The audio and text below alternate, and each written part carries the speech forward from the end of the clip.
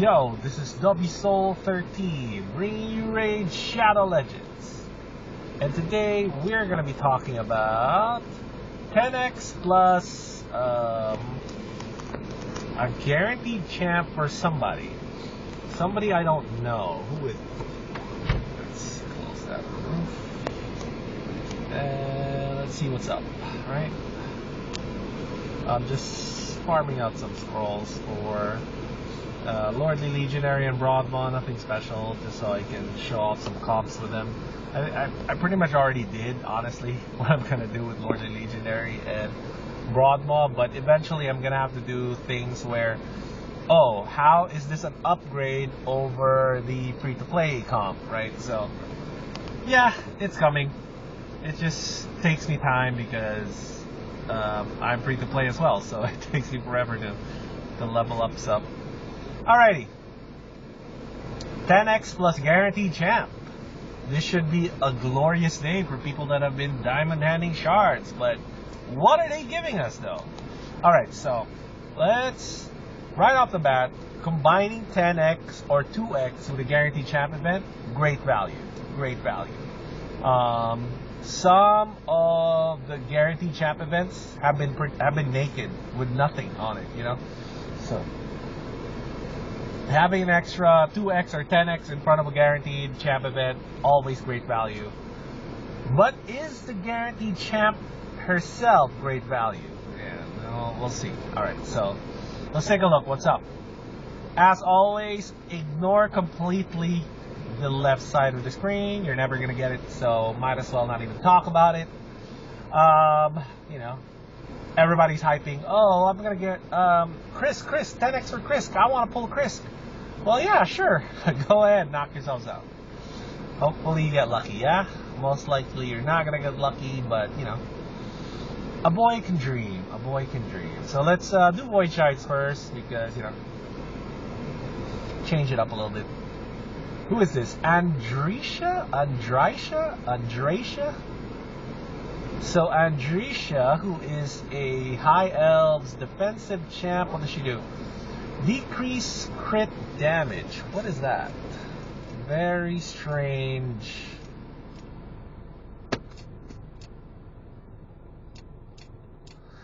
Very strange. Decrease crit damage. That's something I don't really want. And then there's a stun on the A2, 3-turn cooldown. It's a 100% chance to place for 2 turns. So, if the target does have any active buffs. Interesting. 2-turn stun if they have buffs on. That's pretty good. I guess that's pretty strong. And then you have attack all enemies, 75% decreasing duration of enemy buffs by 2 turns. Okay, not a big deal. I mean, it's good. It is good, actually, for, like, Doom Tower and stuff. Decreased duration of all increased duration of all increased death buff on allies by 1 turn. So you need somebody to put the increased death on, I guess. And what is this? At the start of each turn, place a 50% ally protection buff on the ally with the lowest max HP. And then strengthen buff increased death on this champ. It's not the whole team though, so I don't know if this is good for clan boss. I mean, buff extension on increased death, not bad. Yeah, I feel like she's not a great champ for clan boss. Everywhere else in the game, I guess she can be good. I guess she can be pretty good in other parts of the game because of her kit, but you know, I feel like it's not worth going for her as a Void Shard epic. But that's just me. Oh, Broodlord, we've reviewed him before. He puts ally protect on all allies and then block the buff on an ally. Okay, so yeah, this is why. It's a single target ally protect. Yeah, I'm not a fan. I'm not a big fan of Broodlord. He needs so much synergy on his skills to get it to work. So we're not gonna go through the whole thing. He needs too much synergy for it to work. Kunoichi, defense for Shadowkin. Okay, Shadowkin needs help in faction wars right now. So what can she do? Attacks an enemy weaken 25%. Alright, big version of Weaken. Attack all enemy, puts Leech on. Leech is great. And then Ally Protect, 3-turn cooldown. Oh, but there's a turn meter fill. So yeah, right off the bat, if if a champ has turn meter fill, it doesn't mean that they're unusable for clan boss. It just means they need to be speed tuned for clan boss. So speed tuning is a little bit trickier than it seems because you'll need glyphs to really make it work. You know, I mean, I've done it before, so it's not like it's impossible for an F2P account to do, but there is a real kind of like struggle to get those speeds right, especially if the window is tiny.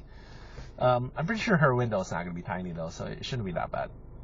Place block damage on this champ for 1 turn whenever the HP drops below 50%. Oh, she's a lot like Sandlash Survivor. So she puts the Ally Protect on, but it's active, not passive. And then she has a passive block damage. That's pretty good. 5-turn cooldown. I wonder if there is a solo build for Kunoichi in Bomo. I wonder if anybody's tried it. 5-turn cooldown though, so maybe they'll need something to reset that cooldown a little faster. 3 turns here, Leech. I don't know, maybe with enough healing in between the block damage. So the block damage only has to come on every other bomb attempt. Is that possible? I'm not sure. So I'm not smart enough to work that out, and I don't intend on trying to experiment myself. Just a little theory crafting, So yeah, Kunoichi for clan boss, I think strong clan boss champ. Yeah. Who's better, Kunoichi or Sandlash Survivor? That's a toughie. Kunoichi brings Weaken and Leech, which are great debuffs for clan boss. Sandlash Survivor brings a more predictable increase buff duration. Right, and then the ally at the cost of a more unpredictable ally protection coming on. 4-turn cooldown, and it only comes on when an ally's HP drops below 50%. So, you know, it's okay. Like, I think Sandlash is definitely the easier one to build for because it's a 3-turn cooldown and there's no turn meter shenanigans. But Sandlash also doesn't bring any other debuff. So I'm thinking Kunoichi might actually be better now that I really think about it. Although Sandlash does bring the increased buff duration, which is a very special role. So maybe I changed my mind. Maybe Sandlash is better.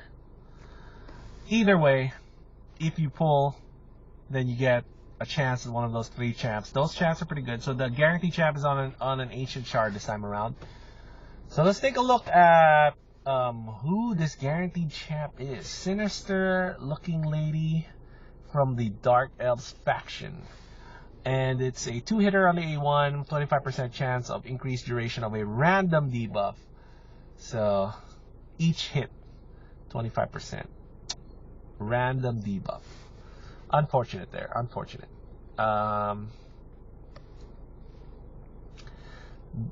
I wish this was like 100% chance, you know, but because like Vizier increases all the buffs, right? So all the debuffs. So even if it's a percentage chance, it's all of it.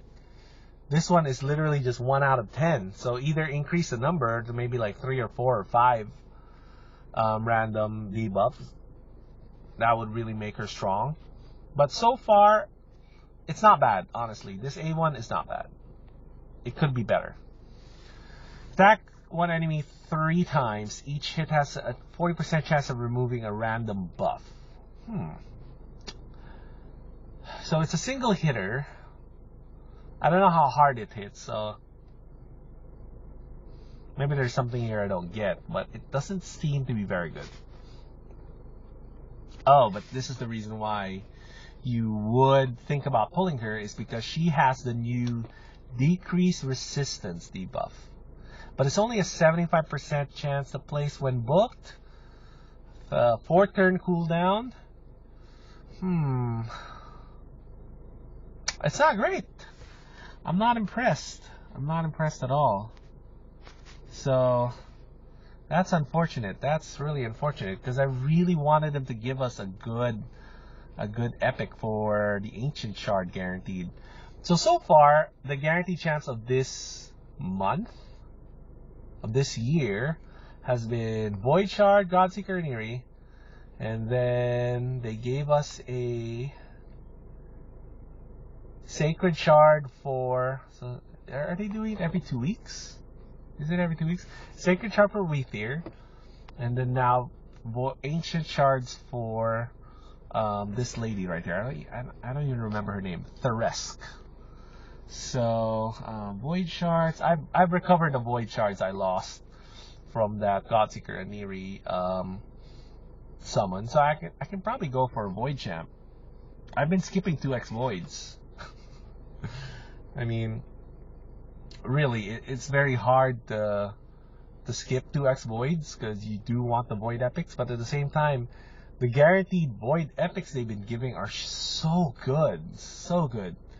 We had Godseeker and Eerie, and then right before that, Inquisitor Shamel, and something like, is it 50 or 60 Void Shards in between the two of them. So it was a lot of Void Shards, but they're both amazing champs. So like either one of them. So 30 Void Shards is a lock for an amazing champ. So would you rather gamble to try and get a Man-Eater or Demitha instead of a guaranteed Godseeker and Eerie or guaranteed Inquisitor Shamel? That's a tough question to answer. That is a tough question to answer right there.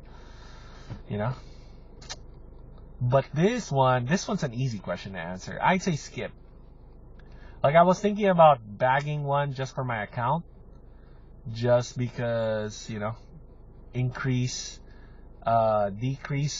resistance is a new debuff. Could be a thing. It could be a hedge. But I'm also thinking that since it is a new debuff and increased resistance is a new buff, we might get it as a fusion champ.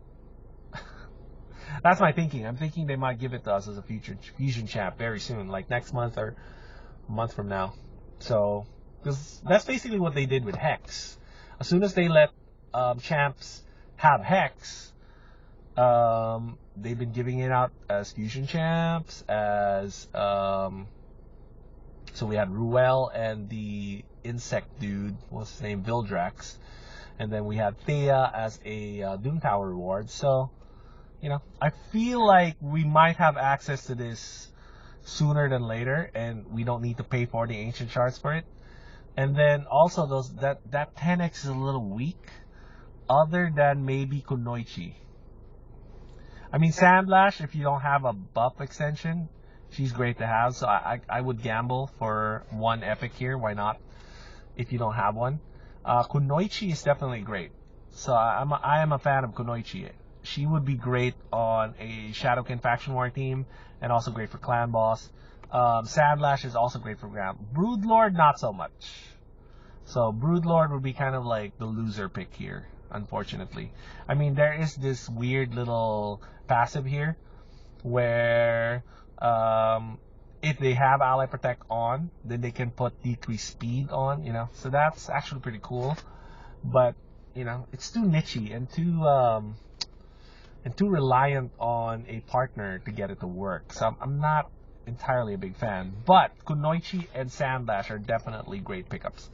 So if you are looking to gamble here, I would gamble one epic to try to get Kunoichi or Sandlash Survivor.